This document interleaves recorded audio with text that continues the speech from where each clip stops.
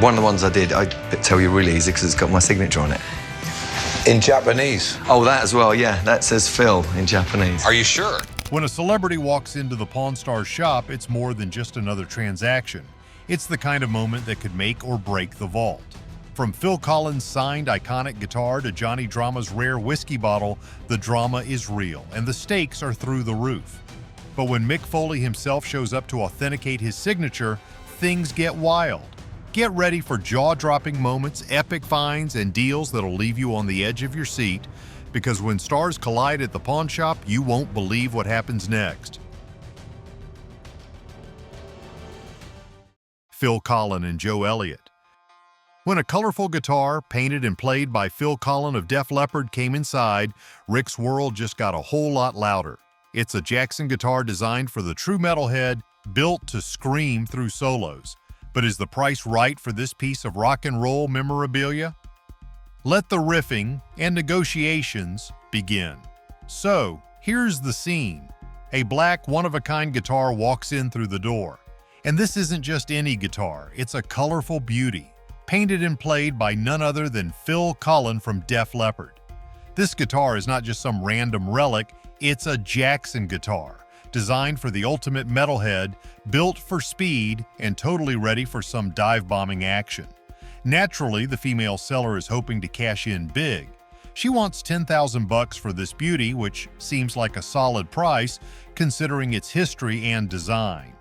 But Rick, always the cautious buyer, has a few questions. He's no expert in rock and roll memorabilia, but he's got a buddy who knows guitars better than most people know their own names. And who's this expert? None other than Phil Collen himself, along with Joe Elliott. They walk in all casual like it's just another day, and Rick's face? Pure disbelief. Phil takes a look at the guitar, confirming that this is indeed one of his early prototypes, a practice run before the final design was set. And yes, that signature in Japanese, totally his. At this point, the deal is practically done. Phil's even dropping knowledge about the guitar's origins as if he's talking to an old friend. Rick's impressed, and who wouldn't be? You're talking about a piece of rock history here. But then comes the price. The seller wants $10,000. Rick, ever the negotiator, starts low. He throws out $8,500, and after some back and forth, they agreed. And just like that, Rick found a piece of Def Leppard memorabilia, and the seller walks out with a cool $8,500 in her pocket. Speaking of iconic memorabilia, it's not every day you get a chance to authenticate something signed by Hollywood royalty. Sometimes you got an item that's as legendary as the man who signed it. Dennis Quaid. It's not every day you get an Oscar-nominated actor like Dennis Quaid to walk into your pawn shop, especially when he's signing memorabilia that's as rare as a Ronald Reagan movie poster. The seller might have had confidence, but it's up to Rick to make sure that signature checks out. So what happens when the actor himself walks in to verify it? So this man walks in with a poster of Dennis Quaid, looking just like Ronald Reagan, and the resemblance is uncanny. We're talking cowboy hats, sharp smiles, and all the Reagan vibes you could imagine. The seller is not shy about it. $350 is the price he's hoping for, and he's convinced it's worth every penny. But Rick, ever the professional, is not ready to just take his word for it. Now here's where the fun kicks off. Rick, always cautious when dealing with signed memorabilia, decides to call in an expert. But who's this expert? None other than Dennis Quaid himself. Quaid strolls into the shop, and it's like someone hit the pause button on reality. Rick, with that signature raised eyebrow, asks the million-dollar question, "Did you sign this?" And what does Quaid say? "Oh yeah, that's me." Turns out Quaid had signed it for the movie's producer, Mark Joseph, and now here it is, up for grabs in a pawn shop. Quaid even gives a bit of backstory, talking about how he voted for Reagan back in the day and how the man really changed the game. And then after the moment of fanboying fades, the deal begins. The seller wants $350, but Rick, with his keen negotiation skills, counters with a humble $100. It's a tough one, but the seller sticks it out, lowering his price down to $200. And they made a deal. So when Dennis Quaid strolls into the Pawn Stars shop, don't expect the usual. You're in for a whirlwind of nostalgia, charm, and deals that have more twists than a blockbuster plot. Now that we've seen what happens when Hollywood stars authenticate memorabilia, let's get into the world of music for a while. What happens when a living legend's signed album walks into the shop? Bob Dylan. When a Bob Dylan album walks into the Pawn Stars shop, it's not your typical piece of vinyl. It's got history, a story, and a signature from the man himself. The seller hopes to cash in on Dylan's iconic autograph, but there's a twist. This album isn't in perfect condition. But wait, there's more. Chumley, always up for an adventure, takes matters into his own hands and tracks down Dylan himself for a signed album. The only problem? The album gets an unexpected signature that takes things in a direction no one saw coming. So, the Dylan self-portrait was released in 1970. Critics might have hated it, but Dylan being Dylan, it went gold and soared up the charts. A quirky mix of covers and originals, it's definitely one for the true collectors. The seller is hoping to snag about $75 or $80 for it, a fair request for a 70s relic that still has some life in it, even if it's not the most famous of Dylan's catalog. But it's got a couple of nicks, a tiny tear, a little staining, nothing too crazy but enough to knock it off pristine condition. Rick eyes it, examines the cover, and delivers the truth. It's not worth top dollar. $150 if it were perfect, Rick says, but with the condition it's in, he can only offer $50. The seller holds out for more, but Rick's not budging. Finally, after some back and forth, they settle at $50 fair enough for both parties. But here's where it gets interesting. Bob Dylan, the man himself, is in town for a concert. And guess what Rick sends Chumley to do? Get the album signed by Dylan. Now you've got to know that when you send Chumley on a mission, the chances of things going smoothly are questionable at best. Sure enough, Chumley finds himself on the hunt for Dylan, wandering around town until he finally tracks him down. The moment comes, and Dylan's signature is secured. Chumley is grinning from ear to ear, proud of his conquest. "I got the signature," he announces as he rushes back to the shop. But when Rick sees the signature, his face, well, it's pure Chumley. The album, which was supposed to have Dylan's name signed on it, now bears the immortal words, "To Chumley." Yeah, you read that right. Chumley's name, on a Bob Dylan album. Who knew that Dylan had a soft spot for Pawn Stars' own lovable goof? But unfortunately, it doesn't exactly scream collector's item such. Rick is unimpressed. "No one's gonna want this," he says, shaking his head. Chumley Bob might be unique, but it's not the kind of rarity that sells for big bucks. Chumley, though, isn't too bothered. Maybe another Chumley will want it. He muses. "Sure, Chumley, sure. At least it's a great story. One that'll make for a legendary wall hanging in Chumley's own collection. As for the album, well, it's a self-portrait for Chumley to keep. As for Rick, he's just shaking his head, but at least it's a real piece of Dylan memorabilia, even if it's a bit too personalized."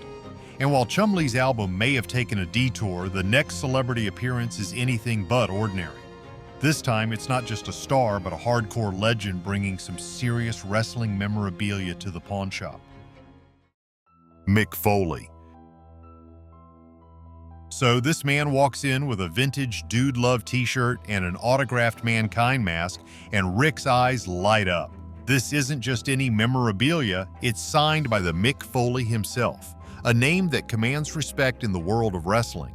The seller, hoping to get around $200 for the mask and $300 for the shirt, is ready to cash in on some serious wrestling nostalgia. But of course, Rick has to do what Rick does best, question everything. "That mask, didn't you wear one that didn't smell like leather and sweat for 2 years?" Rick asks, poking fun, but also really wanting to know the backstory behind this iconic piece of memorabilia. It turns out this mask has some serious history. The original was custom made for Foley's face, and after a few grueling years of sweat-soaked matches, it was not the most pleasant item to be wearing. But that's what made it real. This is the actual Mankind mask, and the dude behind the mask, none other than Foley himself. The seller and Rick both start geeking out over the authenticity, but there's still one more thing to figure out: that signature. Enter the twist. Mick Foley himself strolls into the pawn shop. You can practically hear the theme music playing in the background. "Hey, you guys seen Mick Foley around here?" With a laugh and a shrug, Mick verifies it. Yes, that's his autograph. Then Mick drops some knowledge on the shirt.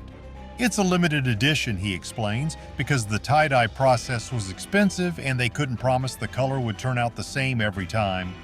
This shirt? It's one of the original Dude Love designs, the kind that once upon a time only a few lucky fans could ever get their hands on. Rick is hooked now. Interestingly, Rick is still trying to haggle the price down after all the expert verification. He offered $200, but the seller refused. And let's be real, that's probably worth more than any mask or shirt ever could, so the deal's done. And while Rick may have lost the haggling battle, at least he got a legendary story out of it. Just another day in the world of Pawn Stars, where even the hardcore wrestlers can drop by for a surprise deal. Now, let's have a look into the world of Hollywood pop culture as another legendary celebrity walks through those doors. This time, it's all about entourage and a promotional item that's too cool to pass up. Kevin Dillon. When Chumlee gets a call that something rare and exciting from the Entourage movie is up for grabs, you can bet he's on his way faster than you can say victory. This is not just any old memorabilia, but a limited edition Johnny Drama whiskey bottle signed by the one and only Kevin Dillon. That's right, folks, Johnny Drama himself, straight from one of the most iconic TV shows ever. Chumlee's already buzzing with excitement. He's a huge fan, and if you know anything about him, you know he's not about to let this one slip through his fingers. As the seller walks in with the bottle, Chumlee's eyes widen. This isn't just any bottle, it's a promotional piece from the Entourage movie premiere, and Dillon himself signs it. The story behind it is even more interesting. The seller scored this gem after attending the premiere in New York, where he saw Dillon signing a few of these bottles. Fast forward to the end of the party, and what does he find? A lonely bottle of Johnny Drama whiskey was left behind, likely abandoned by a tipsy guest. Chumlee's a little skeptical, though. He knows that just having Dillon's signature isn't enough. It needs to be authenticated. So what does he do? He calls in the man himself, Kevin Dillon. Cue the suspenseful music, because if there's anyone who can authenticate this, it's him. And sure enough, Dillon walks through the door bringing all the charisma and drama you could ever hope for. He immediately recognizes the bottle and confirms that it's one of the promotional items handed out at the Entourage movie premiere. With Dillon confirming the authenticity of the signature, Chumlee's pumped. The deal's almost in the bag, but the price? That's still up for negotiation. The seller's hoping for $1,200, but Rick is ready to make an offer. After a little back and forth, they land at $1,000, $100 less than the seller wanted, but still a solid win for a one-of-a-kind piece of pop culture. The deal's done, and Chumlee's walking away with a major score. And just like that, the deal's done, but the world of Pawn Stars is never short on surprises. And just like that, another round of celebrity surprises and jaw-dropping deals wraps up. From iconic memorabilia to legendary autographs, the pawn shop never fails to deliver. Who knows what treasures will walk through the door next time? Tune in to see if the next big score will leave you speechless or laughing. In the world of Pawn Stars, the only thing predictable is the unpredictability.